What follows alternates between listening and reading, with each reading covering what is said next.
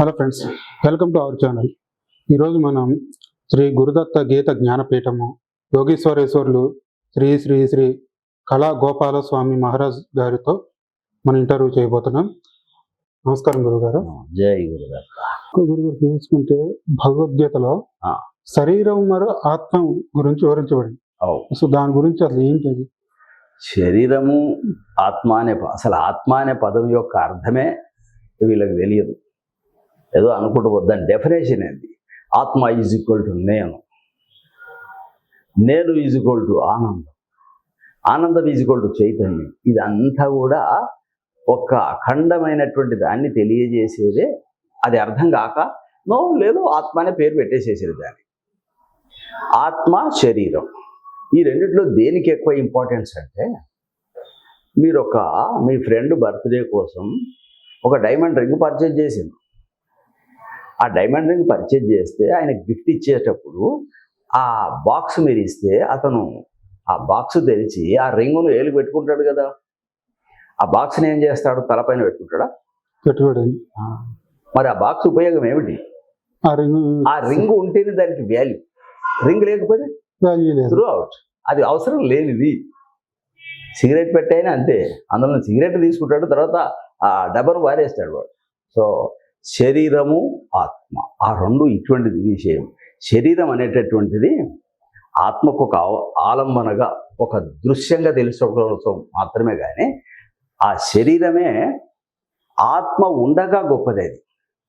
అది లేకుండగా అది అది ఒక వదిలేసిన కవర్ లాంటిది. చివరిగా అసలు భగవద్గీతలో ఒక ముఖ్యమైన సందేశం ఏంటండి? అసలు భగవద్గీత యొక్క ముఖ్య సందేశం, నీవు చేయవలసిన పనిని నువ్వు తప్పకుండా ఆచరించు, నువ్వు వదిలేయవలసిన పనిని తప్పకుండా వదిలి, ఆచరించదగ్గది ఆచరించు, ఆచరించదగనిది వదిలేయాలి. ఇక్కడ మనం చేయవలసిందేంది, వదిలేయవలసిందేంది అంటే టోటల్ భగవద్గీతకు అంతా కలిపి ఒక చిన్న మాట చెప్పేస్తాం. నీవుగా ఉంటే వరం, నీవు వేరుగా ఉంటే కలవరం. నీవుగా ఉండటం ఎవరి వల్ల జరగటం లేదు, అందరూ వేరుగానే ఉన్నారు. నీవుగా ఉండటం అంటే ఏ ఆలోచన లేకుండా ఉండగలిగితే నీవుగా ఉన్నాడు. అట్లా ఏ ఆలోచన లేకుండా మీరు ఎప్పుడు ఉంటారు? ఎప్పుడు ఉండవు. గాఢ నిద్రలో మాత్రం ఆలోచన రహిత స్థితిలో ఉంటాం. కానీ ఆ గాఢ నిద్రలో అందుకే చాలా హాయిగా ఉంది అంటున్నాం. హాయిగా ఉండడానికే గల కారణం అక్కడ ఆలోచన లేదు. సో జాగృతిలో అంటే ఈ మామూలుగా మెలకువ ప్రపంచంలో కూడా నువ్వు ఆలోచన లేని స్థితిలోకి ఎంతసేపు వెళ్ళగలవు? వీలైనంతసేపు వెళ్ళగలిగితే అసలు గాఢ నిద్రలో ఉన్న స్థితినే జాగృతిలో కూడా చెయ్యగలిగితే నీవుగా ఉన్నట్టు లెక్క. నీవుగా లేకుండా వేరుగానే ఉన్నావు కదా. ఒక ఎంప్లాయీగా ఉన్నాడు, ఒక ఆయన భర్తగా ఉన్నాడు, కొడుకుగా ఉన్నాడు, ఒక సొసైటీ మెంబర్గా ఉన్నాడు, ఇవన్నీ ఉన్నాడు. కానీ వాడు అసలేమిటో అది తెలియకుండా పోతున్నాడు. సో నీవుగా ఉన్నట్టయితే అదొక గొప్ప వరం. ఆ నీవుగా ఉండమని తెలియజేసేది భగవద్గీత. ఎందుకు తెలియజేయవలసి వచ్చింది? నీవు వేరుగా ఉన్నావు కనుకనే నీవుగా ఉండు అని చెప్తున్నది గీత.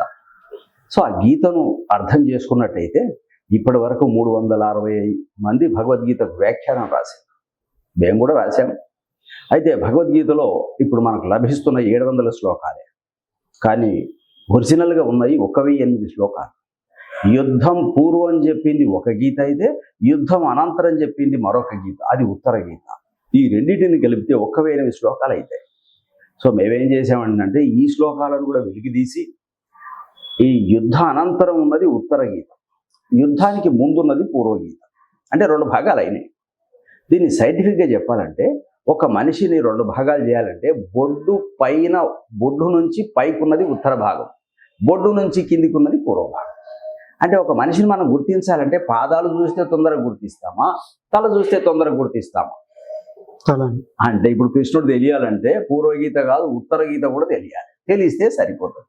సో ఆ 2 గీతల్ని ఒక చోట సమ్మిళితం చేసి 1008 శ్లోకాలతో మేము సంపూర్ణ భగవద్గీతామృతం అనేటటువంటి ఒక గ్రంథాన్ని చాలా సంవత్సరాల క్రితం రాయటం జరిగింది. అది అందరిలో ప్రాచుర్యంలో కూడా ఉంది. సో దాంట్లో ఈ విషయాలన్నీ పొందుపరచడం జరిగింది. వీలైతే చూసుకున్నట్టయితే ధన్యులైతారు.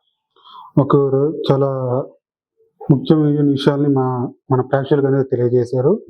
ఇప్పుడు మీరు ఏదైతే చెప్పారో మీకు రాసిన గ్రంథం, సో దాని గురించి కూడా మేము అనేది యూట్యూబ్లో అనేది ఈ వీడియో కింద డిస్క్రిప్షన్ అనేది ఇవ్వడం జరుగుతుంది. ఇంకా భగవద్గీత గురించి శ్లోకాల గురించి తెలుసుకున్న వాళ్ళు ఎవరైనా ఉంటే గురువు గారు రాసినటువంటి గ్రంథాన్ని కూడా చదవచ్చు. అలాగే మీకు ఇంకేమైనా భగవద్గీత గురించి తెలుసుకోవాలనుకుంటే కింద కామెంట్ రూపంలో తెలియజేయండి. మరొక వీడియోలో గురువు గారి చేత వాటి యొక్క సందేహాల గురించి కూడా మనం తెలుసుకుందాం. Thank you. జై గురుదత్త. నమస్కారం స్వామి.